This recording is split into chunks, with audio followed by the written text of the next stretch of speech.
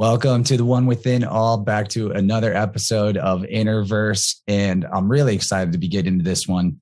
We have Joel Rafidi with us, who is a self-work coach, self-knowledge coach, I think is a better way of putting it.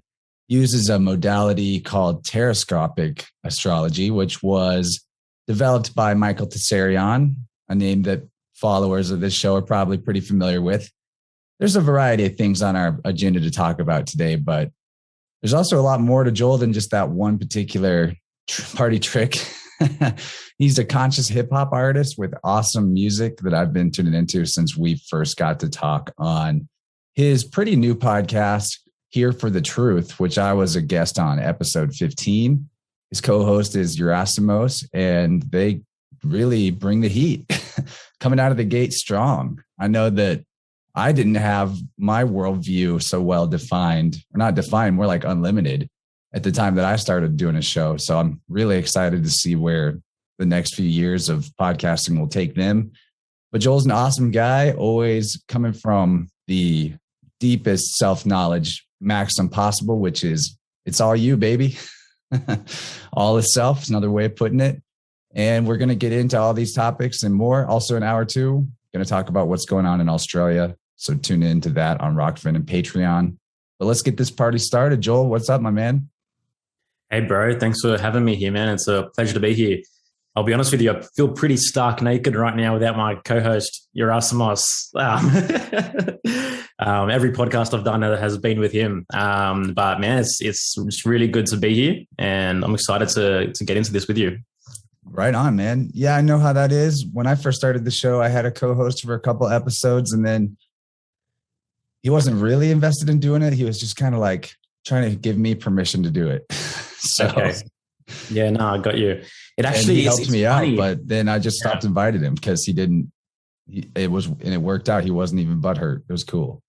Oh, nice, man. Well, definitely works out. It's funny because there's a specific trauma in my life, which this reminds me of.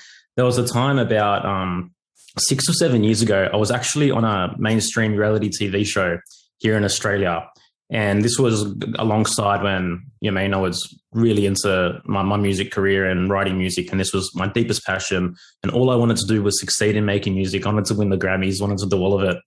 Then I was invited for an interview on the biggest radio station in Australia, like millions of audience. And I buckled, man. This guy interviewed me and I just absolutely buckled. I didn't know what to say, didn't know where I was, didn't know who I was. And then I left that interview. I'm like, they're not going to fuck. I had this opportunity and I fucked it up. They're not going to air it. They're not going to play it. Then sure enough, that happened, right? So I think this is perfect. Me and you were meant to have this conversation for me to be dealing with that at this point in time. Yeah, man, this is not going to be your last one, your last solo show. I think that not that the music is a back burner, I bet, but now that you're further developed into knowing who you are and why you're really doing things, I think that the confidence isn't really a question now. It's just about getting into the flow state. Once we tap into that, it's like we can forget we're recording anything. Also, not millions of people. So maybe that does take some of the edge off. No, man, happy. I'm ready to go. Let's do it.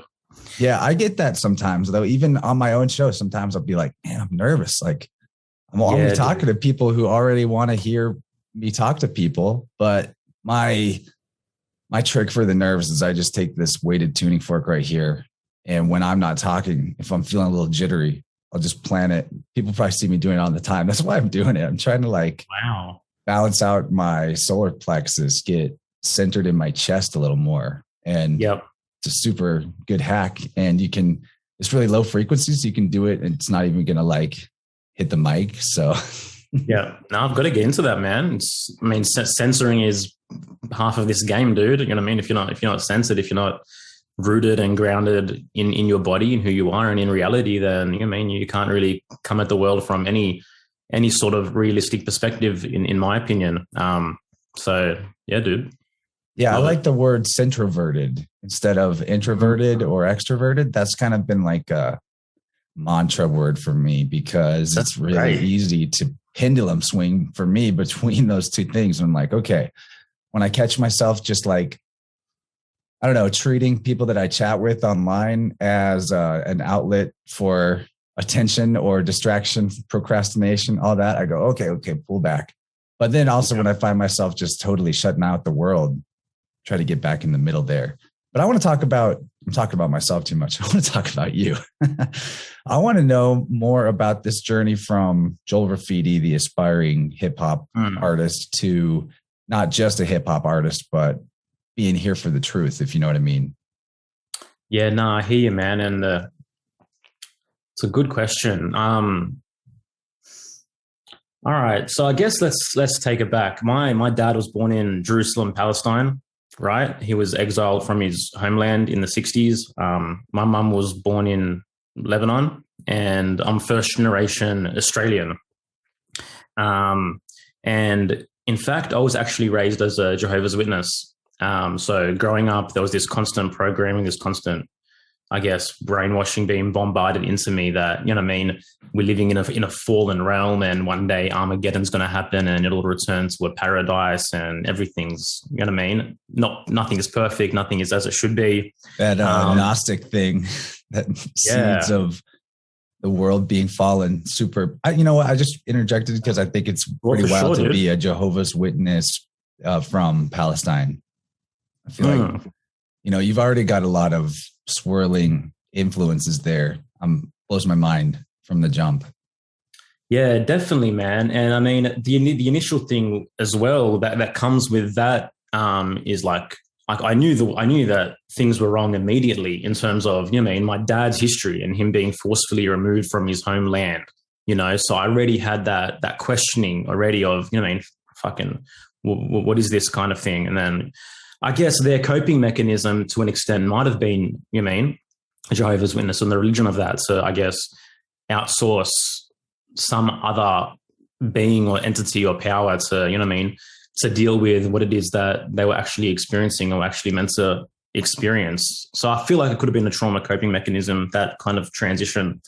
But yeah, man, going on. I mean, I guess I got into writing hip hop and writing music maybe when I was 14, 15 years old. I wrote maybe 1,000 songs, 2,000 songs at that age. Just was writing songs nonstop, looking up beats on the internet, writing these songs, recording them in my bedroom, and nothing from that point on never really lit me up as much as when I'd write a dope song with dope rhymes and a dope beat and then hear myself back and like, wow, I used my imagination. I took different elements from different places, then created something with my own uniquity onto it. And that's a great feeling, dude. It really is, you know, and that's for the longest time, that's all I wanted to do. And all I ever wanted to do was make that work and just do that for a living. But I think along the way, I became too attached to wanting to convert that into my life's work that for a while there, I might have lost the real connection or essence as to why I'm doing this in the first place, you know what I mean? Or the bubbling essence that creativity is and where it comes from. And then in 2015, my career wasn't going where I thought it was going to go. I released my first album. I did a little tour. I had lots of different little successes, but things weren't blowing up the way that I personally expected them to. And so there was this dissonance created. At the same time, my first major relationship ended. And that was my first, what I would call dark night of the soul, so to speak, quote unquote. And what I experienced at that time was a profound shift in consciousness. So it was a new perspective, a new consciousness. I lost all my angst against the world to an extent. I lived in what felt like bliss for the longest time. And I used to pinch myself every day and be like, I mean, what's going on? Why do I feel so good? I mean, is this feeling still here? Is this feeling going to go away? I relished in doing little things like emptying the dishwasher or taking the rubbish out, like things which I just resented and hated. All of a sudden, I just wanted to be in the moment and, you know what I mean? And then do these things and just feel the energy of my body. And that kind of was my initial awakening. But that eventually transitioned into more of a new age, I guess, awakening, because what comes with that and what came with it for me was the Eckhart Tolles, the Ram Dass, the Wayne Dyers. I really got into the Tao Te Ching and the Bhagavad Gita at that point in time. And all I wanted to do was be. And it was a state of non-action for a very long time, right? My philosophy became, I don't need to do anything. I don't need to exert myself in the world. I don't need any pressures whatsoever. You know what I mean? I'm cool. We're just meant to be. We're not meant to have any challenges, not any obstacles. And so that developed into a form of bypassing, right?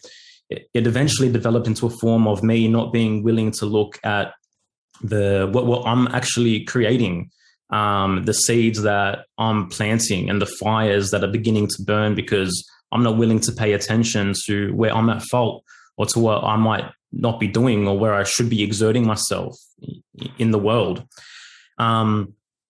So in between that period, I got married, I had my first child, et cetera, et cetera. And then, I realized that I wasn't grounded at all. I wasn't centered at all. I was very, very wishy-washy. I wasn't embodied in any sense of the word. I could barely critically think about anything, because another part of that process is that it inhibits your critical thinking, I think, as well, that path in a way. And I'm not knocking the entire New Age movement.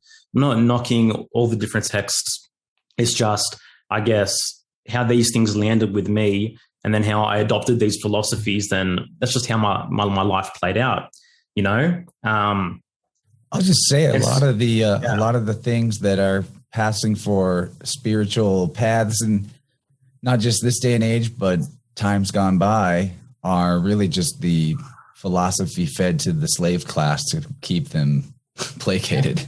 Exactly. And if you go all the way and you realize that, holy crap, I'm the center of this mandala and there's an entire fractal that reflects everything, not just inside me, but that I do, all of a sudden non-action is a different type of choice that is like permission to the world to continue being out of balance in the ways that it is, right?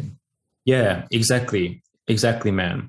And what I noticed that as a microcosm in my own life, I had all these webs which were starting to build, which I refused to acknowledge and I refused to deal with. And then this is where my real shadow work began, was when I looked at my life and I noticed all the things that I wasn't taking responsibility for, that I was trying to blame everyone and everything else for, the world, my family, everything. Then I realized that this all has an equal resonance within me that I'm not actually dealing with. Things are the way they are externally to me because I've refused to take responsibility, and I've refused to even acknowledge that I'm responsible for any part of what's playing out. I'm just letting everything be. I'm accepting everything. I'm resisting nothing. That's another thing, right? It's resist nothing. But we need resistance. We need tension. We need discernment. We need critical thinking. And then, man, that's when the journey began. And I had health problems at this time as well. And I began to listen to my intuition. And my intuition said, you need to deal with these health problems first. And somehow within me, I knew that once I dealt with these health problems, then I'd be able to go deeper into my journey and start dealing with the other things, these other burning bushes that have come up. And yeah, man, ever since then, it's been a journey of self-responsibility. It's been a journey of me really tuning in, listening inwards, listening to what's coming up and recognizing and trusting what I need to address, and no matter how hard it is, no matter how difficult it is, because that's the problem as well, right? It's like, fuck, it can't, I'm never going to do that. I'm never going to take that step. I'm never going to have that difficult conversation.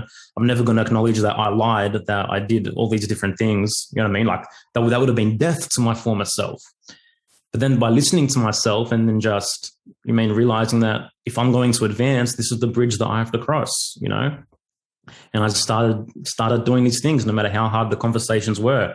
I started getting my life into working order. I started building inner alignment to equal outer alignment. And that's just been the path ever since, man. And it's an absolutely beautiful thing, And more more opportunities, more resonance, more conversations, more friends on the same path have been in abundance ever since that shift started taking place, you know. And this is the other thing, man, like these underworld cycles, you cannot bypass them. You can't bypass them. And you know what I mean, so much of our malignant culture, society, new age movement, etc., is inclined to encouraging you to bypass these organic and inherent rites of passages that you have to experience to grow. You have to experience to come out the other side, to level up, you know. And this is the story of the tarot as well. I mean, those first cards of the major arcana, that's what it is. It's the hero's journey, and it depicts the underworld cycle, and it depicts us coming out the other side. And to have that process, you know what I mean, seen through these ancient lenses that are so inherent to us, this hero's journey, this oceanic experience that is undeniable at the base of all existence. And that's what I'm about now, man, tapping into that and encouraging everyone else to do the same. Right on. That's a hell of a pendulum swing to go from running around trying to make it as a hip hop personality to just chilling, completely relaxing, letting everything go by. It can, you know, be simplified to that old saying that you got to get out of your comfort zone. Definitely, man. Joseph Campbell said it. The cave you fear to enter holds the treasures you seek, and it's so potent and it's so true. But at the same time, like you can't deny your past, you can't deny your history, you can't deny your experience. You had to go through everything. You had to have all of that. That's the kindling which we have in order to burn into who we're meant to be. You know. So yeah, you can deny your past. You can do that. You can take that philosophy and you can choose to ignore everything, but you're going to stay exactly where you are without looking at your past, without learning from your mistakes, without learning from experience. You're never going to move forward. And that's what I see a lot of. You know, people are just waiting for a miracle, waiting for a savior, waiting for, they think they're so special that one day something's just going to come along and pick them up and move them and put them on this cloud and their life's going to be good from that point in time. But it's not the case, and it's up to you. And you are perfectly equipped. You just have to start sharpening the sword. You got to start flexing the muscle. You got to start doing something. And that's the path. Yeah. No matter how simple or personal the challenges might be, and even if it doesn't feel like something you're afraid to do, maybe something you feel like you can't let go of instead, or it's all about, really, at the end of the day, the aversion to taking deeper levels of responsibility, because we have such a plethora of ways to deflect that responsibility in an imaginary sense. It doesn't actually happen. Yeah. But I was curious if throughout that entire cycle you kept making music, or was there a hiatus there? And there's a big hiatus. Big hiatus. Yeah. I didn't make music between 2015 and 2019. And then, I released my first single in 4 or 5 years, which was Freedom, then Illusion in 2019, and then my first EP in 5 years in 2020. So there was a big hiatus. I didn't want anything to do with it. I just didn't have that motivation. I didn't feel like asserting myself, my will, my creativity. I just accepted that, I'm a nobody and I'm a nothing, and I'm just floating in this abyss, and everything that's meant for me will come for me. And, there's nothing that I have to do in the world. And that was, that's where I was.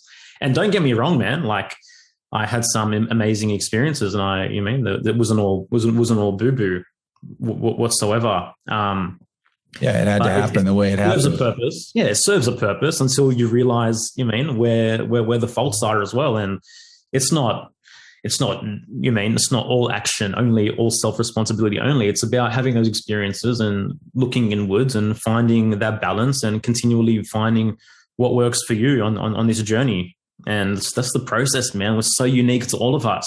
There's no one size fits all philosophy, man. You are your own shaman. There's no one else can know for you. No one.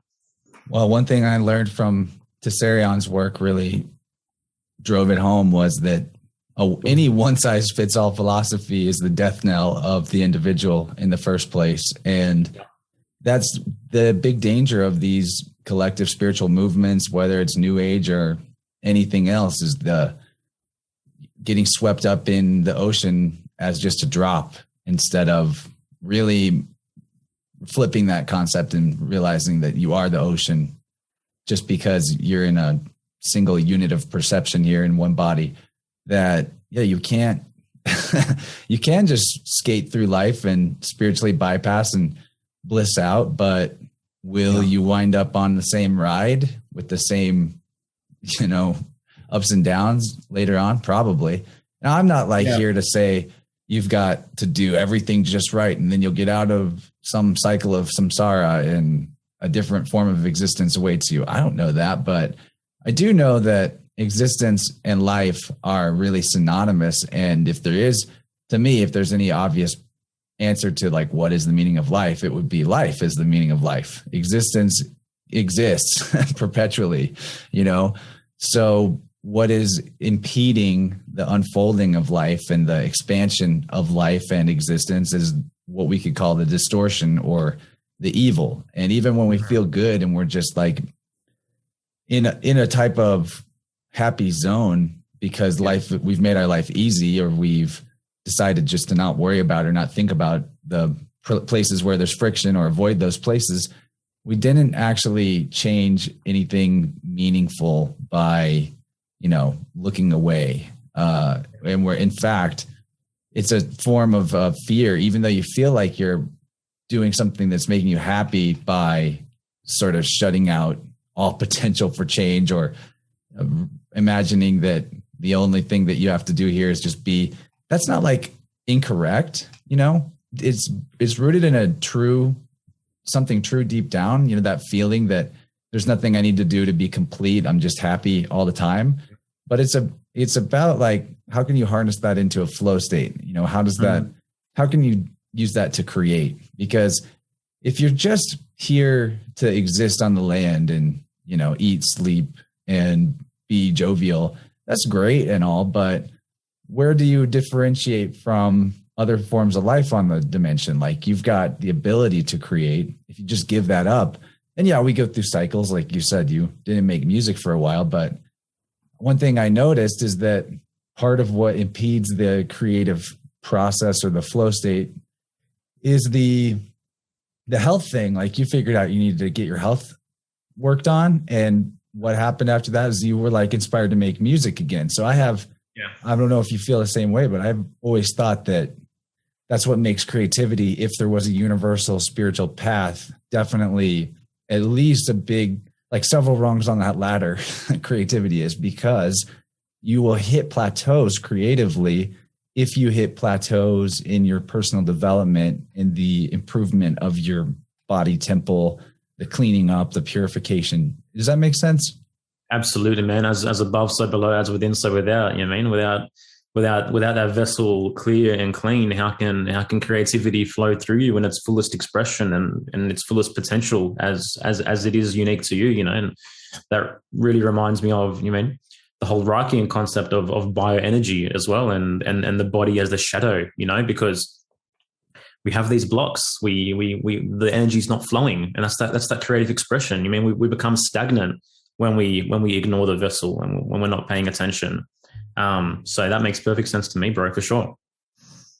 Well, you want to get into a little bit of the divination work you are involved in for people? I'm actually really excited to talk to someone that knows about Taroscopes, because it's on my, long list of courses and things to do, but I've actually never talked to someone that was a practitioner for, hire. I do have some friends that have looked into it or taught themselves through Tsarion's Taroscopes website. Like, shout out to Ryan in our Telegram group. He's always telling me Terrascopic like breakdowns of my own birth date, and like he's coded or underway in coding a program to just type in someone's birth date and get like the whole forecast, which is pretty cool. Simplify the process. But I want to talk about it. Like, what is Taroscopes? Like, let's just start from the beginning and explore this, because astrology obviously has got a lot of people confused, and it's definitely worth considering some revisions. Definitely, man. And I mean, first and foremost, Michael, hope I do your system justice in whatever I'm about to say.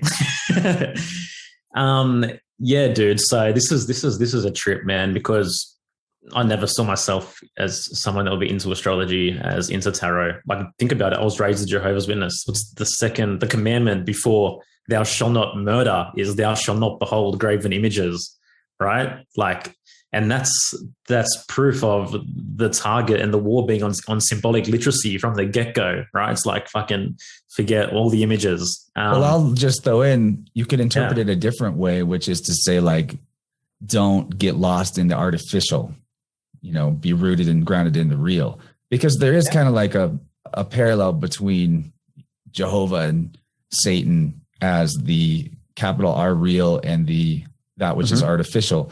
But the twist on that is both of those things came from imagination. So yeah. Anyway, I just want to throw that out. Like, it's a hilarious thing that the desert sky god religions are against things like astrology, when all it is the handiwork of the creative intelligence of reality in the sky clock. It's like, it's your biggest tell that this isn't just a material empty plane. Yeah, man, absolutely. And I mean, not to mention that all their allegories and metaphors are based on astrotheology in the first place. So, like, that's a bit of a paradox there too. Yeah, man. So slave religions, like I said. That's right, dude. That's right. Yeah. So, it was actually early this year, dude. I was working with a family business for a long time. And this is what I thought I was going to do for my life. My family has a construction background. They work in construction. This was the path. It was like, I just kind of settled for I was going to go on. And then I kind of had a falling out and I had to walk away. There were circumstances where I had to walk away. I just finished getting my forklift driver's license, all this. So it's a big trip, man, to go from that to astrology. And then I was just sitting there and I'm like, what should I do? What can I do? What should I focus on? What can I learn? Like, these are questions I often ask myself out loud. Like, where am I being guided? Where am I being pointed? Just trying to open that communion, And then that night I ended up watching Michael Tsarion's introduction to Taroscopes video.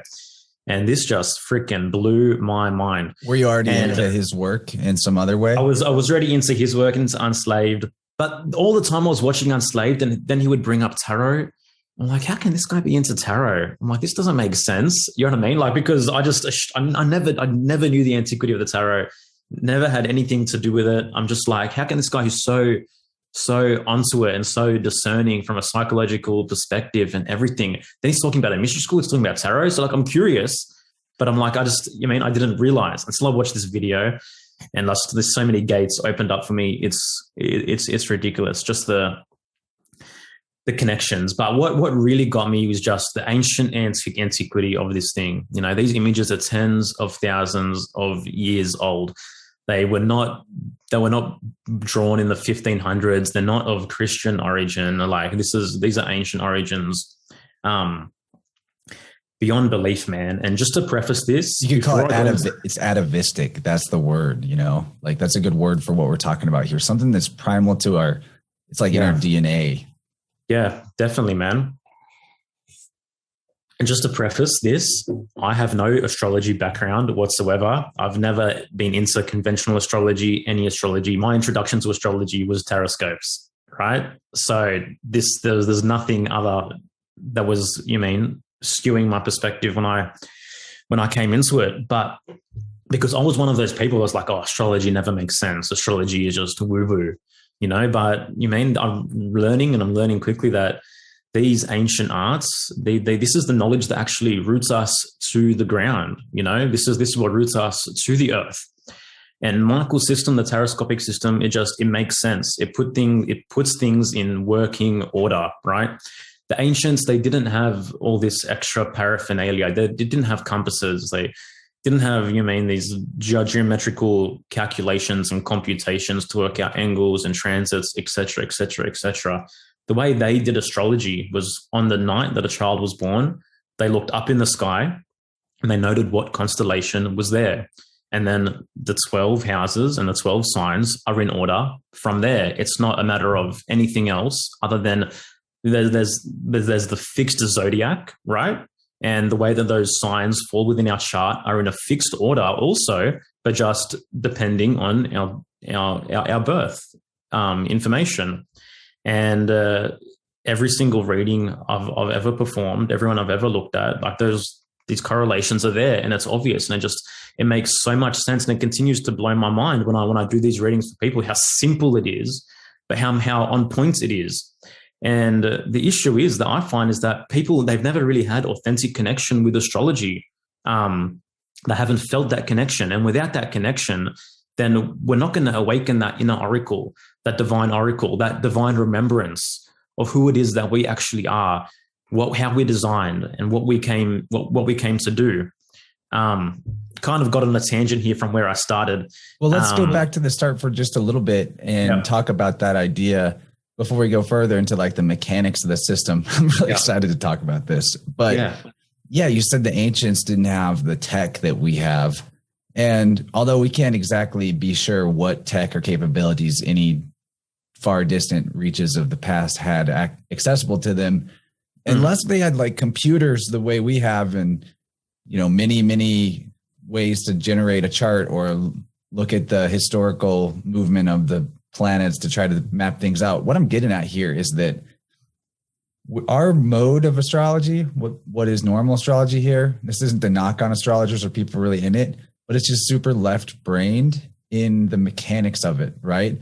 There's all these calculations. In the past, maybe the calculations were doable, but it would have been somebody that was like this was all they did for their life. You know, maybe you did have some experts out there that had an astrolabe or something that allowed them to track more specifically, and they could get really down to the nitty gritty. But if I'm not mistaken, part of the beauty of Taroscopes is it's way simpler and way easier to grasp in between the left and right brain. So that instead of having to really activate that analytical side to try to crunch all the numbers and see how all the lines work between this and that, which not saying that doesn't have significance. I'm really not saying that that's insignificant. It's just that by going more to the middle here and simplifying, it brings the right brain into the conversation for intuition to activate more readily. Definitely, man. I think you hit the nail on the head with that. And the thing is, like with this system, just with a simple knowledge of the zodiac, of the tarot, I can do a 12-house reading off the top of my head for pretty much anyone, you know, because I know how things fall. I know the 12 cards of the tarot that correlates to the 12 signs of the zodiac, and I'm able to see that card and use that imagery to perform what that house means for someone, what that sign means for someone in whatever house it falls in. You know, that's how simple it really is. You don't need anything else other than the very basic knowledge. And the one thing this process did for me definitely was introduced me even deeper to those right brain aspects of my consciousness and of my imagination, and developing symbolic literacy. And we lived in such a left-brained, malignant society that's just so data-driven and analytical that, you know what I mean? I feel like even if someone doesn't want to get into astrology and tarot, etc., for professional purposes, just having a basic understanding of the tarot can enhance your life in a great way. And you know, it's not that the right brain doesn't have equal part in the way society is now, but it's that we've almost, as a culture, tuned our right brain towards, I say the dark, but I don't mean like, I guess towards the destructive in a way, because what most people's right brain or their intuition is doing for them on a daily basis is telling them like, you suck, you're terrible, this is why no one likes you, like this is what's going to go wrong. And it doesn't, I'm not saying the left brain has no part in that, but you know, the more we're focused on the creative path and the more we're in a flow state, those two things, and you know, looking at Taroscopes could definitely initiate a flow state, just like a conversation between two people like we're having can.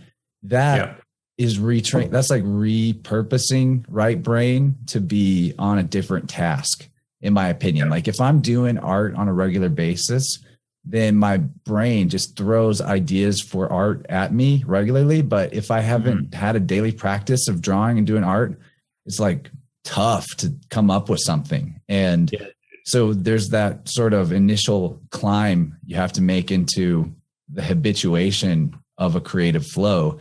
But then once you're there, you've like rewired right brain to be a helper instead of a hindrance.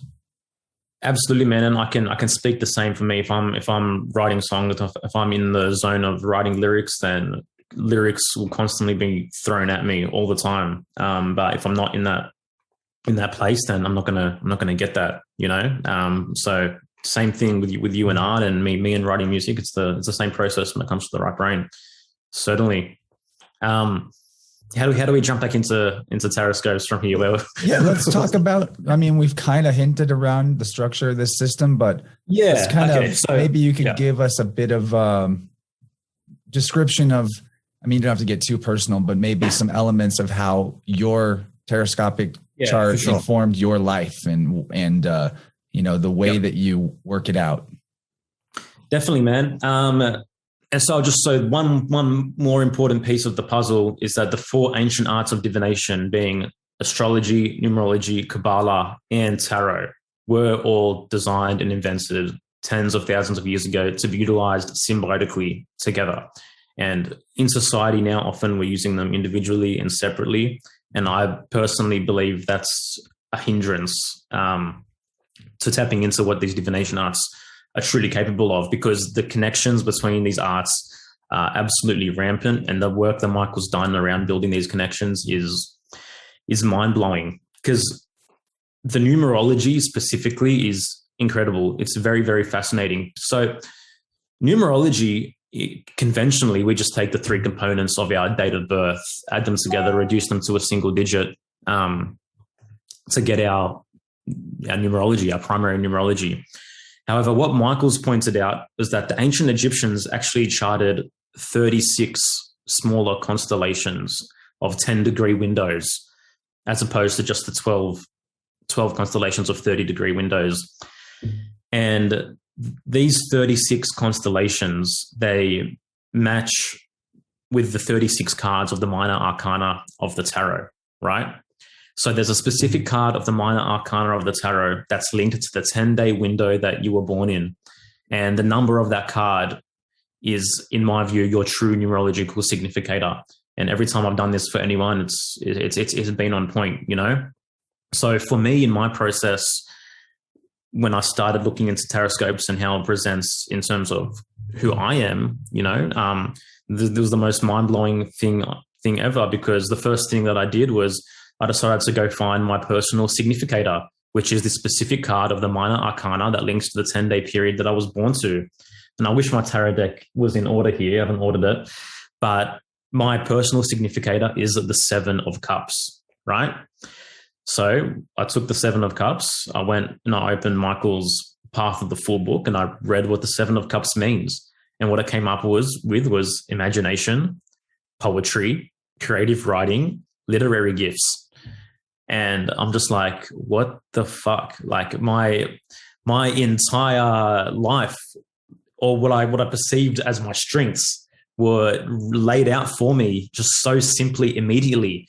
And I'm like, how is this even happening? How is this possible? And then, you know, I look at the negative side of that card, and these are my primary shadows as well. You mean, like, you look at the 7 of Cups, it's distraction, etc., etc. And immediately I was able to have information that pointed me inwards to give me a framework just from one card as to what my strengths and weaknesses were and where I was meant to direct my energy. So yeah, man, that was crazy. I think that's amazing, because you do have a really simplified way of getting like your life path, destiny number, but and all that stuff. But I do also, like, personally, I resonate with adding the numbers of my date of birth together to get 7 and what that's supposed to signify in the more like conventional new age journey. But it's also very limited. It's kind of like just getting your sun sign. And Yeah. with this system, you're combining these four things that were never meant to be compartmentalized. And if people want to see basically a magnum opus on the subject of Kabbalah, psychology, the tarot, astrology, numerology, the link between everything that we've been discussing here, it's called Path of the Fool by our buddy Michael Tsarion. It's on his Unslaved website. You got to pay for it, but and think about this. How much do you pay for a totally garbage university education that takes you years versus that'll never tell you about this dynamic of how self manifests into the realm? Instead, you're paying $12, maybe 24 if it takes you 2 months to get through the series. And then if you can't afford to keep paying that paltry sum, sounds like I'm doing an ad for him. I get nothing out of this advertisement other than I think it'd be good for you to learn this, because I've revisited that series a couple of times and I'm maybe I'm 5% confident that I've memorized everything about it. It's super thorough, super well produced. Check that out. Path of the Fool on me too, Unslaved. I've so good. I recommend that to someone notes on every episode. Yeah, I went through that series. I took notes on every episode, and it blows my mind every single time. It's just how he's able to break down each of these cards of the major arcana with, and just it blows. It is. There's nothing other than it's mind blowing, that series. So I concur to everything you said, and definitely go watch that. And it's just simple things, man, that prove these connections. You take the numbers 1 to 12, which are the 12 houses, right? And you add them together, 1 plus 2 plus 3 plus 4, and you get 72 cards of the tarot. And there's so much more than that. Some of it is escaping me at the moment. But yeah, I mean, with back to numerology, with getting your life number, what Michael has concocted also is something called a personal life chart. And this is based on your personal life number, which is the sums of your birth dates reduced to a single digit. Then you take that single digit, you recognize what tarot card that corresponds to. Then you can create an astrological chart based on your numerology, with that being in the first house, right? So, for example, for you, what is your life path number? 7. So then you could create an astrological chart with the Chariot being in your first house, the Chariot being Cancer, right? So you could create a chart as a Cancer rising, and with that, you mean the Cancer, the domestic, the caring being as your ascendant and being as a core sense of your personality and your temperament. That's interesting too, because I'm wondering about the other aspects of, your not basic because it's complicated, but, your currently accepted way of casting somebody's chart and how the houses are divvied up. Yeah. What is going on between Taroscopes and what's actually in the sky? You kind of touched on it. Let's get into the astrology side of things more specifically. So in Michael's system, he accounts for the precession of the equinoxes, right? So according to the precession of the equinoxes, unless you were born in the final 6 days of your conventional house at the moment, then you're actually not a native of that house, okay? So for me, I'm November 22nd, so I am born in that final 6-day windows of Scorpio, so I am a native Scorpio. But if I was born November 15, November 14, November 13, then at the time I was born, the constellation of Scorpio actually would have been in Sagittarius. And I would build a chart based on a Sagittarius sun, and my rising sign is always what's opposing the sun. The rising sign is simply what the sun was pointing at, what the sun was illuminating where you were born, and that's what's opposite Sagittarius. So it would be Gemini rising. So basically, it's kind of like a sidereal look. Yeah, but sidereal has different dates to how this actually plans out taroscopically. If you look at the taroscopic dates, it does differ from sidereal as well. Okay, so it's more rooted in sort of the actual seasons, and that's what the houses and the signs are pointing at. Is even though I've had some interesting conversations about this, why is there precession? What's up with that? Why are things off? was there always precession? Did we have an equal like 360 degrees of a year at one time? Is something throwing us off? And this goes into the whole pole shift conversation, you know what I mean? And the wobble that was created, and the precession is a result of this wobble, right? But was the wobble always the wobble? I don't know. Was there an ancient? Yeah. There's a 23 enigma here for sure. The 23 degrees of the supposed tilt. The fact that your heart tilts and isn't perfectly centered in your chest, like makes you wonder, because so many of the other organ systems in your body kind of sit in more or less a symmetrical way. But you've got this heart thing that's tilted to the left. And as we've already described, we're kind of left oriented in terms of the way that our brains are balanced. And there's this left-hand path idea. Left is sinister is the word in Latin for left. Just a fun little tidbit. Wow, man. That's insane, huh? Yeah. Wow. Yeah. I think dextro is right and sinister is left in Latin. Could be kind of wrong about that, but yeah, that's why the right hand is the one most people have dexterity with. See what I mean? The left-handed people are the weirdos, outcasts. They're sinister. Yep. Well, it's the right brain manages the left side, right? So if you're left-handed, then it's actually indicating that your right brain is more active, and hence, in most scenarios, left-handed people I find to be more creative. Yeah, and those past empires of desert sky god religions really didn't want too much goddess energy or water in the mix. That's why their demiurges all told them stuff while they were in the hot desert. No water. And then we see what's going on in the realm right now. We're being told that everything's heating up, that it's global warming. We're all going to fry. It's just desertification on the planet that seems very bizarre. You know, we've been talking about this on the show recently, using Reich Tech to bring water to deserts. And Arizona's got the biggest rainfall since the 1800s, if not earlier, this year in their monsoon season, happening to coincide with our friend Mitch and people that have been working with him, putting out literally thousands of earth pipes and other Reichian devices around cell towers and other deadly orgone radiation producing, centers. So, I mean, you can't just say like, that's proof it's working, but I wonder what would happen if we just gifted orgonite that was correctly made to all of these geoengineering towers that are out there.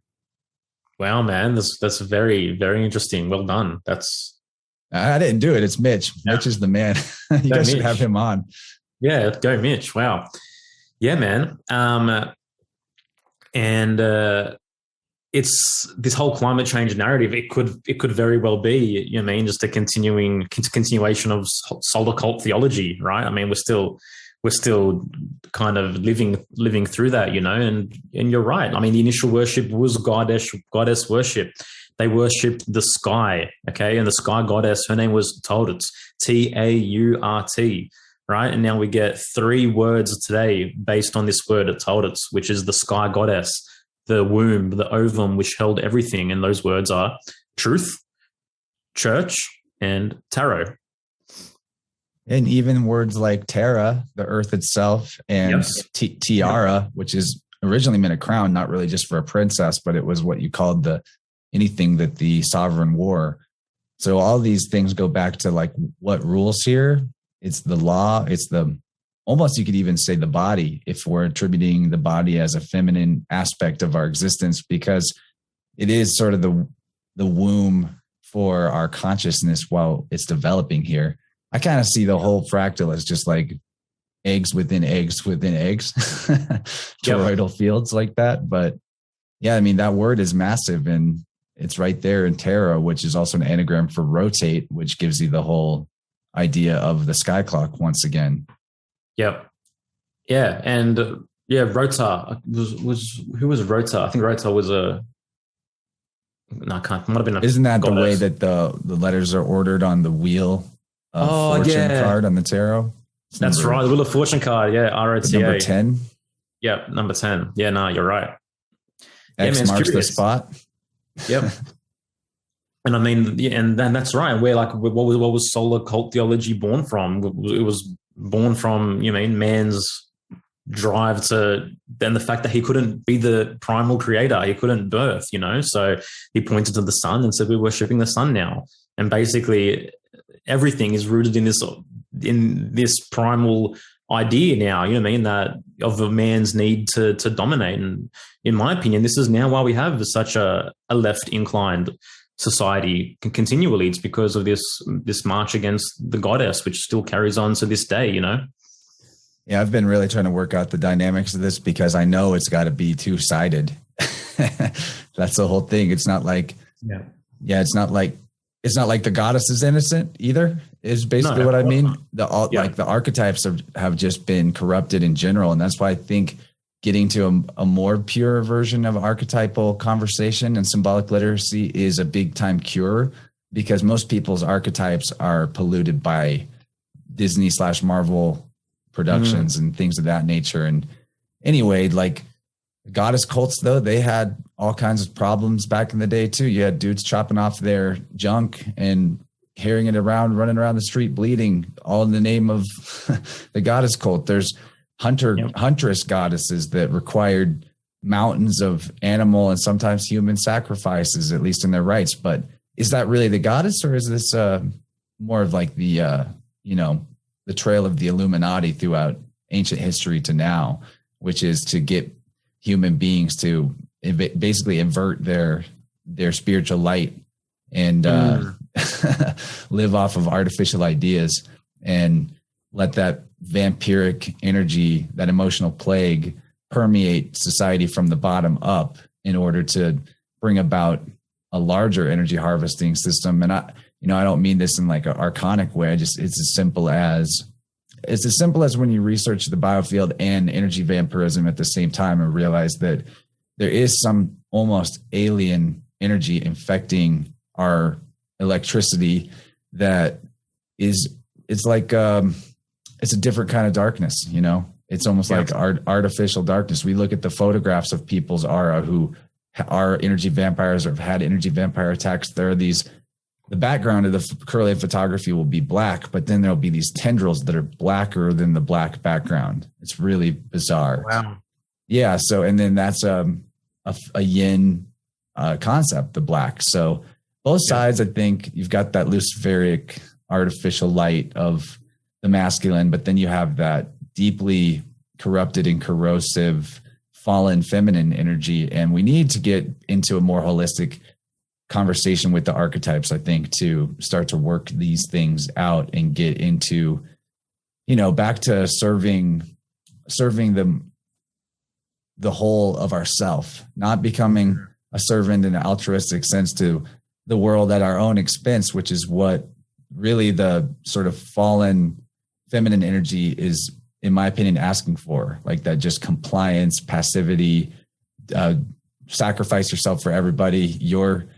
Your cooties, your Kool-Aid doesn't work unless my Kool-Aid doesn't work unless you drink your Kool-Aid, that type of thing. Man. But okay, definitely. So I'm rambling here, and we need to address a couple things while we're still in the first hour. And if it takes a little more than the next 5 or 7 minutes, that's okay. We can run over a second or two, not to rush you. But I want to talk about, first of all, your work with other people as a Terrascopic practitioner.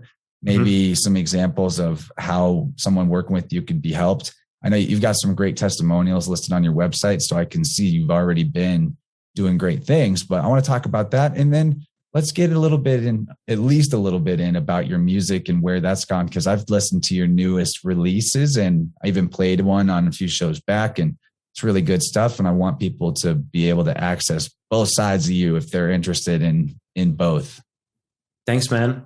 Yeah, for sure. So my purpose as a practitioner, as in the Terrascopic system, is simply to reconnect you with your living oracle, with your inner oracle. So use these arts, use this divination to just awaken that voice. So then you can continue on your own. You don't actually need anyone, But the moment that we use these arts to come back to remembrance of our own uniquity, that we came here with such a unique, divine blueprint and purpose that is unlike anyone else. To me, that's the most empowering shit that you'll ever discover, because we spend our entire life just in these cookie cutter boxes trying to copy and emulate everyone else and do things the way other people are doing them and look to him and her to figure out our path, But once we realize that we have our own unique way of expressing ourselves, our own unique energy to give and to respond, how we should structure our life, how we're meant to be in relationship, what's in our 12th house, and looking at what our shadow is, what our fears are, what our karma is, and resolving that. And just discovering how I'm meant to show up every single day. Like, let me talk from my personal experience. Before tarot, I just identified as a Scorpio. Then I realized that my true rising sign was Taurus. I had a Taurus ascendant, and this had so many confirmations for me, because my life started to change, as I mentioned earlier, when I started to ground, when I started to do the shadow work, when I started to come down to earth. And this is what Taurus is. Hygiene, right? Energy hygiene. Yeah, related to exactly. that Venus Taurus energy, big time. Absolutely, dude. Absolutely. And I'm someone that needs a lot of structure in my life. You know what I mean? I have to have things structured for me to then fill those boxes with my creativity. But I need the framework there. Otherwise, I don't consider myself to be moving forward. And I see myself all over the place. And Taurus is my rising sign. It's my ascendant. And so this is the means which I bring to my life every single day. And Scorpio is where my sun is, and the sun in Terrascopic terms is my destiny. And that's what I'm moving towards. And Scorpio is that deeper psychological insight, that mystery, etc., etc. And this is what I feel unlocking and awakening within myself. But the way that I get there is using my Taurus ascendant. It's using that means of having earthly experiences, of being structured, of etching away bit by bit. And I've never seen more progression in my life than once I started embodying these ideas and this into my life. And this is what I offer to all my clients, is just giving them that simple framework that is a reflection of who they are. And it offers them a framework of how they can move forward. And once they start implementing these and actually jumping into the experiments, because that's what this is, right? Most of the time we have to have the experiential input of these divination arts. Once we have a reading or whatnot, if we're not putting them into practice, we're never going to figure anything out. So yeah, they have this remembrance through the Terrascopic chart, and then they can go forward as a Pisces rising, as an Aries rising, as a Taurus rising, as a whatever, and they can try it out. And more than often, the feedback I'm getting is that they're far more focused, they're far more structured, they have much greater clarity as to who they are and where they're going, and they're less distracted. And that's the gift that I want to give everyone is, a pointer back to yourself, because you're unlike anyone else. Yeah, I just wonder where Michael dug this up or came up with it. That guy's an enigma wrapped in a mystery with I want to know do you know his birthday? I don't know. No, he will never tell you. No? He plays all that stuff close to the chest. I wouldn't be surprised if it wasn't even his real name, but who knows? I do totally love that guy though. Great guy. Off the air, total chum. We have fun. So let's awesome. Let people know about your new music before we let those free listeners go. And man, was so much I want to talk about your last monologue, but we got to play this clock game. All good, dude. Have another conversation anytime you want, bro. Definitely. Yeah, man. I want to come back on your show. I had a lot of fun. Oh, you will. Oh, dude, no, you'll come on our show more than you've been on Enslaved. That's hard to do, man. I think I'm the number one most appeared guest on Unslaved. I could be wrong. You're probably right. If you count the one they took down. Yes. Never would have told. You could have never convinced me that would happen. That's kind of fun. Yeah. Well, Uras must have been on there 3 times now, so he reckons he's like 5th or 6th on the list. But he thinks you're number 1 as well. Yeah, dude. It's because I make PowerPoints. That's why it helps. Yeah. It's very helpful. Yeah. Yeah, dude, my latest releases was an EP called Paradigm Shift, which I dropped in 2020, and the single after that, which was Just Asking, which was probably the deepest song I've ever written, which is strictly about the impact of vaccination on, on kids and the childhood schedule around vaccination, and why parents are being shunned for simply asking the simple questions, and I actually had the opportunity to perform this song at the Sydney Freedom Rally in July to 10 to 15,000 people, and that was my greatest music moment ever. Having the entire crowd call back Just Asking, that was next level, man. I have my first release in nearly 2 years coming out September 9 in a couple of weeks. It's called Meditate. I collabed on that one with a producer from Texas called Chow Bu. I'm really excited to drop that. Then I got another single coming out the month after that, which is a darker, more intense, and really hits on some of the circumstances that we're all experiencing right now. So yeah, man, my music's everywhere. Spotify, Apple Music, YouTube, wherever. People can go check that out. Awesome. I hope they do. And I'll definitely play, let you pick the song, but we'll play out the end of the show after the second hour, or about, after my outro, if you're listening to the free version, and you guys can hear for yourself. But Joel, it's been really good. I think that we're going to get into in hour 2 some of the things going on, why you even have to go to rallies like that. By the way, that does sound really epic. It was epic. Sounds really epic. Almost makes all this craziness worth it to get up there and be yourself so fearlessly. But the other things on my mind would be Terrascopic related questions that are still hanging out. So I think we'll cover both of those, and who knows what else. You guys know the drill. It's on Rockfin or my Patreon. You can find that in the show notes. Also, do not sleep on Here for the Truth podcast. There's already incredible stuff going on. How many you guys got? 20 plus? Yeah, man, we're 21 episodes. We're doing 2 episodes a week now. And yeah, dude, just... You guys came out the gate already almost to 2 episodes a week and jumped into that quick. And so I'm doing it too now. I'm doing 2 a week now. Nice, I started a new sideshow, everybody. It's called Vibe Rant.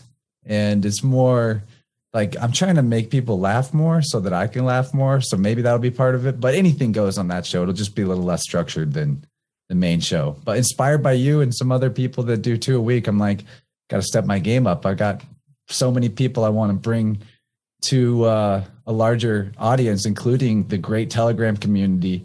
And I'm bringing up Telegram also to let people know, check the show links for Joel's Telegram, where he drops huge truth bombs, and he'll link you to the new Here for the Truth shows. And yeah, okay, so let's move over to hour 2, Joel. I appreciate you for being here, and everybody check out all the stuff he's up to. This guy, if you didn't already realize it from this hour of conversation, he's the real deal. Really, really grateful to be getting to talk to you, man. Thanks. Likewise, bro. Thank you, man.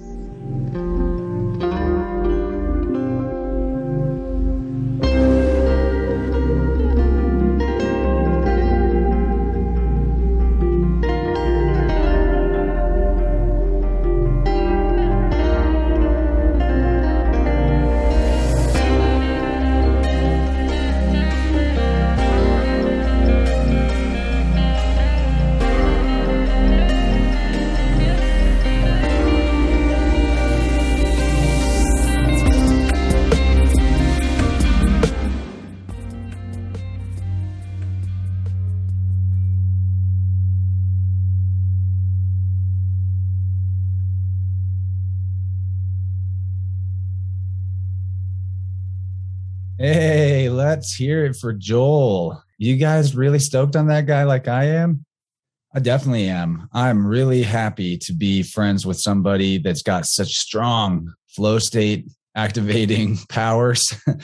That chat was really perfect for what I want InnerVerse to really be like. I know that 2020, 2021, the conspirituality thing is becoming all the more necessary. Not that I was against talking conspiracy before, but when we can get down with like a real artist who has creativity as a focal point for their life, and also talk about the tyranny and what to do about it and how to become more sovereign, that's the perfect blend. So thank you, Joel. And I hope everybody out there could take a moment to just shower some like astral energy of appreciation to wherever he's at in the time-space continuum. Maybe he'll feel it. Maybe he'll feel a lot of them randomly and just be like, what's going on? Why is today so, well, I feel so good today. I hope so. But I've got a lot of stuff to talk about in the outro here, so I'm going to try to get through it without taking up too much time. Let's see. A lot of it's announcements, so I guess I'll just kind of run through my list. First of all, I started a new show. Yeah, I don't know if it's going to go on the RSS. I guess maybe I'll post it to the RSS feeds. We'll just say the new show had episode 0. I titled it episode 1, but maybe it's episode 0. I don't know. What am I talking about? It's called Vibe Rant. And if you say that out loud, you might catch the play on words that I was going for there. And what's it about? Well, it's going to be on the InnerVerse channel on YouTube and Rockfin, and I'll post it up to Patreon as well. Right now, I think it's going to go everywhere. Very likely that it might just be a Rockfin Patreon only show at some point. But I don't know. I'm still working it out. And the whole point of it is so that I can have a place for really free format conversations with community interaction. I'm envisioning like call-ins to this show, a lot of them, maybe even sometimes opening the Telegram voice channel on our Telegram group and feeding that into the live stream so that we can all converse that way. We'll see. It's going to be interesting. It's a new way to do it. But there's just so many brilliant people that are in the community for InnerVerse that I want to hear their opinion, or I want to talk about some random topic. Maybe some of the vibrants I'll actually do solo and still take call-ins. I don't know, still working it out. But the goal really is to have fun, actually. I mean, it'll also be interesting probably most of the time, but maybe sometimes I'll just be goofy. I don't know. Just trying to free my mind from the format constraints that I've created with the main podcast. Not that I dislike it. I actually really like having kind of a game plan and a way of doing it that's the same every time, consistency. But I also want to do more. And I'm inspired by friends like Lindsay at Rogue Ways. She has another show called Middle Path, and she does 2 episodes of Rogue Ways a week. So she's actually doing 3 a week. I don't know if I'll go there. That's a lot, but definitely looking to shake things up with the Vibrant. So if you guys are part of the Telegram group, look out for those and call in, hang out with us. If you aren't part of the Telegram group, you can find the link in the show notes or from my website on the chat link. And there's that. The first episode of it, we talked to my good buddy Jazz, the Wire rapper. And Jazz is a real oddball in the best way. We riffed about some imaginative ideas that he had and had a lot of fun with it. And I thought maybe even discovered some psychological archetypes or universal dynamics through just riffing like that. So that was cool. He was on his way to go to a festival that I am not going to, but every year before I've gone to. And so anyway, he had a long drive to get there. And I was like, come grab some couch. And we used that opportunity to launch the new show that I've been thinking of for a while. And it's interesting because I'm actually not going to this festival that he's going to because they are so ridiculous about the cooties stuff. It's not an email that was like, I might not have gone anyway because I'm kind of enjoying working on InnerVerse a lot. But anyway, you show up at the gate to this festival, according to the email they sent, and you've got to show your papers, show that you got your cooties test recently, or you have your cooties, what do you call it? Papers, please. That's what the Nazis would say, right? So I'm dealing with that in an emotional way, I guess, because hundreds of my friends are going to be at that event, and I'm just not in for that. I'm just not in for the major selling out. And I don't care if a big event has to sell out because they got to please their headlining acts or whatever.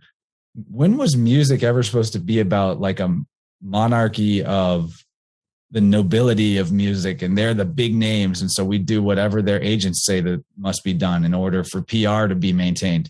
You know what I mean? I've been to a couple of events this year. They were more on the healing arts retreat blend with festivals and with workshops, and that's where it's at. I don't care if it's not that big. I'm fine with that. Actually, it's weird when you get into a crowd of human beings more than a few thousand anyway. I don't know what the exact number is, but there's like this swarm mentality that takes over. I swear, like, for example, maybe it's like 2,999 people together. Everything's fine. Everybody watches out for each other. 3,000 people, someone's going to die. I know I shouldn't laugh about that, I guess, but I've seen it. It's very weird. There's like a point where humanity kind of gets sacrificed by the swarm or to the swarm. I don't know. What else do I want to talk about? Well, yeah, there's a plus extension to this episode. I should have probably led with that. If you're new to the show, you came from Joel's page, maybe you're a fan of Here for the Truth podcast, which is sweet. I do a premium thing, kind of like they do, where on Patreon or Rockfin, you can get the second hour of the show. $5 for the Patreon access, $10 for Rockfin. But Rockfin gets you the entire network of creators on there and all of their primo content. And in the second hour this time, we definitely talked about the tyranny going on in Australia. We looked at more at questions of sovereignty. We talked more about Joel's music. I don't know. I don't want to like give it all away. I promise it was good. We just built on the concepts of before. Definitely got into some deeper chats about the tarot, for example. So there's some of the things that are in it, but check the show notes, the links for that. Rockfin.com, patreon.com, either one /InnerVerse after the domain. And you're there. Links are everywhere that you see anything of mine. I'm always putting the links out there. So help me help you. The more of you people that are supporting me financially, the more of this I can do and the better I can get at it. And the less other stuff I have to do that distracts me from being a healthier and happier human being to translate that into the good vibes that hopefully you receive from listening to the podcast, which that is priority one, good vibes. So if you haven't received the good vibes yet, now's a good moment to just be like receiving vibes and just like, really get into your chest, feel it in the chest, kind of popping out there. What am I talking about? So speaking of energy work, energy healing, because that's kind of what the good vibes reception is. I figured out something kind of cool. There's like a whole chain. Like, how do I go through this? Okay. Let me try to segue these things all together and weave the ideas together. First of all, I was learning about how the dopamine reward pathway in your brain actually connects to the pain pathways of the brain.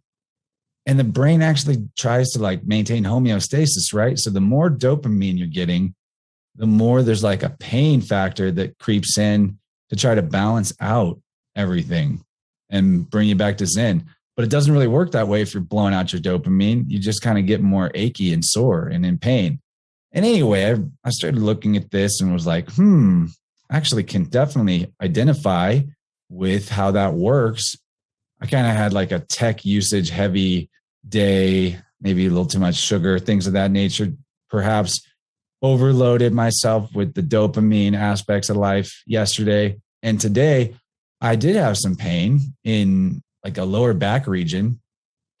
And one of the cool things you can do to help reset, maybe aside from self-inflicted pain, although working out would be an example of that that's highly positive, is just spend some time not connected to things that reward you with artificial dopamine.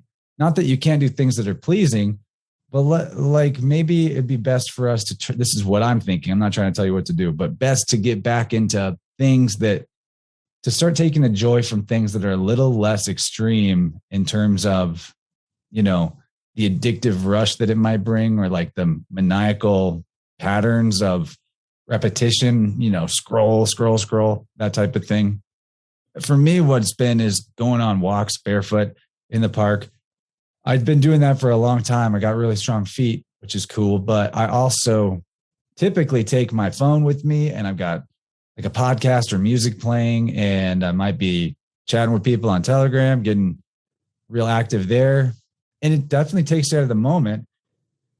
Probably doesn't defeat all the benefits of grounding, but I've noticed that I'm way happier if I just leave it all behind and go empty pockets of just the keys and the dog's toy to throw.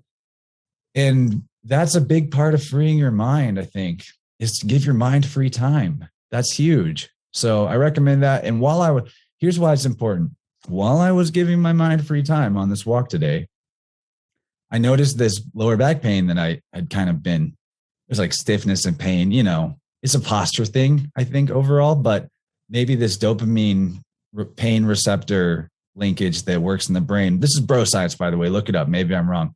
Correct me if I'm wrong, but maybe that factored into why the posture problems of me being on a computer all day then developed into more pain.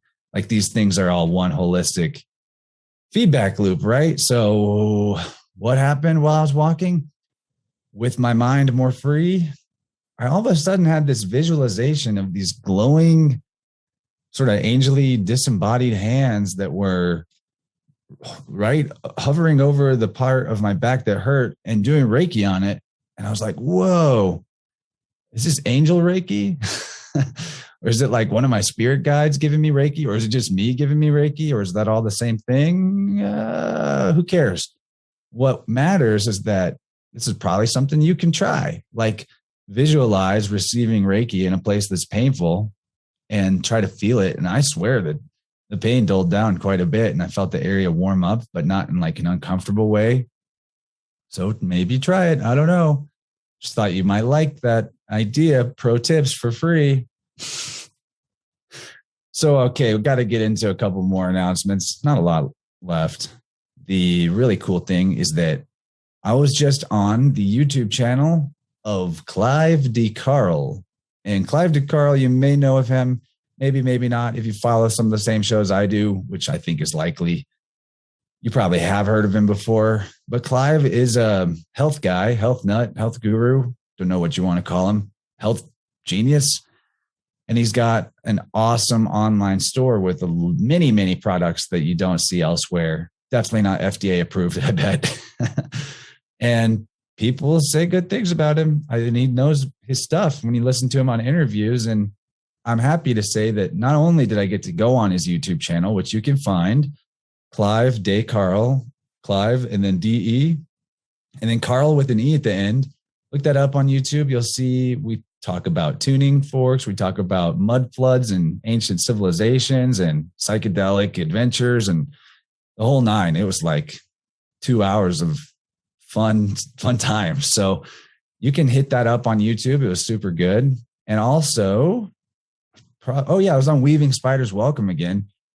Just follow that YouTube channel, guys. I'm honestly like going to try to, apparently they just do things like this where you got an open invitation once you're a spider. I'm in for this. Those guys are awesome. I want to do more. So Weaving Spiders Welcome on YouTube, episode 45. I was on there, episode 41, made a brief appearance on 42. They're always lit. So check them out and keep an eye on their channel. And you might be able to participate in some live streams that I'm hopping into as well as a co-spider, co-conspirator, co-conspirer, co-weaver. I don't know. But back to the Clive DeCarl thing, I actually have an affiliate link to his shop now, which is awesome. You're going to start seeing that show up in the show notes for every episode with a link. And also it'll be linked on my website under the shop tab, along with the Secret Energy Affiliate Program and my meager merch shop that I need to work on expanding. If somebody was interested in getting merch from me, I could probably do more, like maybe get some coffee mugs, like Joel's Badass Here for the Truth coffee mugs. That would be cool. Yeah, I definitely need to do that. So basically, it costs you nothing extra to use either of those affiliate links. You can get some really awesome supplements to try out. And I hope you do, and let me know what they're like. I'm going to be trying different things from his shop as well. He told me he's sending me a care package, so I think I'll get to experiment with a few things. I hope he sent the Metasomer, because I actually thought that was spelled Metasoma, but it was a British accent making the A at the end sound like Somer, but it's actually Metasomer. So go figure. Funny how accents do that. And there it is. I think that's everything. Check out Vibrant, the new show, new episode. That's going to be happening Wednesday nights at so it's probably going to change, maybe not. But right now, my plan is to stream those Wednesday nights at like 8 or 9 p.m. Just turn the bell on my YouTube channel or something like that. Follow in Telegram. You'll always get the updates there. I'm telling you, get out of Fedbook and Zuckergram. I mean, if you need to dip in there and do some communicating, I get it. I do too, but it's way cooler to spend your time in dope Telegram chat groups. There's like some mega fam in there. Shout out to the Telefam. And that's it. We hit it all. Vibrant. So doing Reiki on yourself with imaginary hands, dopamine pain receptor correlation. Look into that. I want to learn more about it. The Clive interview and the affiliate link. That's all the stuff. And of course, one more reminder, sign up for InnerVerse Plus, get the extended episodes, 2 hours each time. It's awesome. And on Rockfin, by the way, you don't have the full archives the way Patreon does because I started Rockfin way later in the game, but I have been adding stuff to it. And for people that like don't want to use Rockfin because they don't want to have to do a video every time, going forward, and I've already updated all the 2021 shows for this. Going forward, I'll upload a MP3 version, audio only, of all the shows to Rockfin too, because Patreon gets the videos and the audio. So I guess it's only fair I do it both ways on both. And so if you want to find that, go to the Rockfin page for InnerVerse and look on the Stacks tab, which is like a playlist. They just call it Stacks. And you can find the MP3 audio version of shows there. They're even in order, which, by the way, isn't that easy to do with the content management system on Rockfin. And I got to go. I've been talking for a minute. I need to make some dinner. Don't forget to follow Joel and Here for the Truth podcast, wherever you follow people and things. The dude's awesome. You can check out his music on Spotify, SoundCloud. Highly recommend you do. I'm going to play us out with Paradigm Shift, from the title track from his newest full release of multiple songs. And I hope you stick around to tune into that. The dude is legendary. All right. I'll catch you guys later. Thanks for tuning in. Love you all. Bye-bye. It's the paradigm shifter.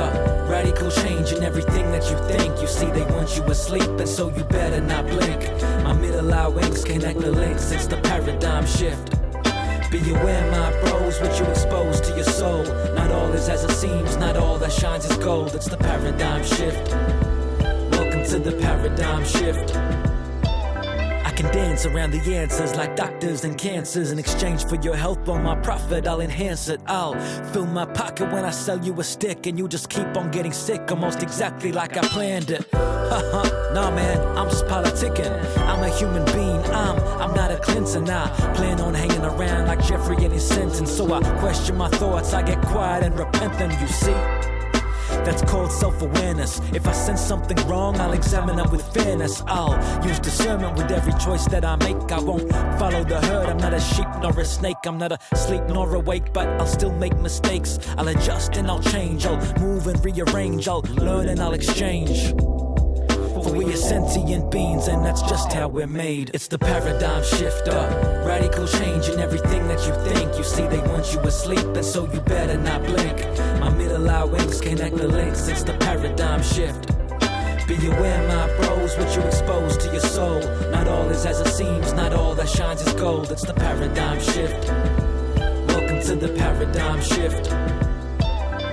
Up is down and down is up. Inverted ideology designed to disrupt, to confuse and interrupt. Set in place by the corrupt, by those who lurk in shadows and distract with cover-ups. How deep you wanna go? The ones who cling to power, so thirsty to devour, to consume and to deflower. On the rancid and the sour, ring so planted on your brows. A disenchanted chance encounter, kids go missing every hour. 5G weapon on your router. Something rotten in the system, common in the victim. Spirituality, wisdom, a moral existence. Lisa Nipsey Sebi, Prince of Machiavelli. Evidence be getting heavy, evidence be getting buried. There's a war on you that you can transmute. So choose what you consume and take time to reboot. We all come from mother's womb, so never do confuse. Human being for costume, injected for immune. It's the paradigm shifter. Radical change in everything that you think. You see, they want you asleep, and so you better not blink. My middle eye wings connect the links. It's the paradigm shift. Be aware, my bros, what you expose to your soul. Not all is as it seems, not all that shines is gold. It's the paradigm shift. Welcome to the paradigm shift. I just wanna know how deep you wanna go. Like Alice down a hole, or a palace full of stolen gold. Like no weapons in Iraq, or MK Ultra after dark. I just wanna know how deep you wanna go. Like a pop line in Libya, Mockingbird criteria, Bohemian Grove and population control. I just wanna know.